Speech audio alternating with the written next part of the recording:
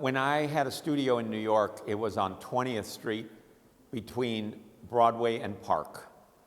And one of my neighbors, maybe within 300 meters, was the photographer Dwayne Michaels, and we got to be friends.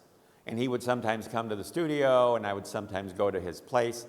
And at some point, I asked him to write something for, I think for an article, maybe in L'Œil de la Photo.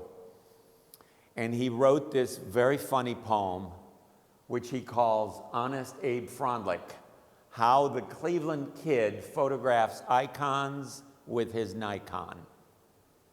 So part of what you need to know is that Dwayne grew up in Pittsburgh, which is a city not very far from Cleveland. And his roots in Pittsburgh was he came from a very poor family, and he was neighbors with Andy Warhol, who was a good buddy of his. And Dwayne did many pictures of a younger Dwayne when he first got to New York. So because these cities are all close to each other, because they're sort of looked down upon by New Yorkers or Los Angelinos or even Philadelphians, Dwayne and I had this common bond of humor about our roots. Even though I wasn't born in Cleveland, I grew up there. So he says, how the Cleveland kid photographs icons with his Nikon. What do you do when you see Irving Penn peering back at you through your lens? I'd panic and then practice Zen. What do you do when Cartier-Bresson shouts as you shoot, "Get out of my way, be gone," and hits you on the head? I'd be frantic and play dead. And when you ask Annie to sit in a chair and suddenly your camera is flying midair because La Leibowitz has thrown a fit, I'd quit in despair. But not Frajndlich. The Cleveland kid is very brave and has a trick or two up his sleeve.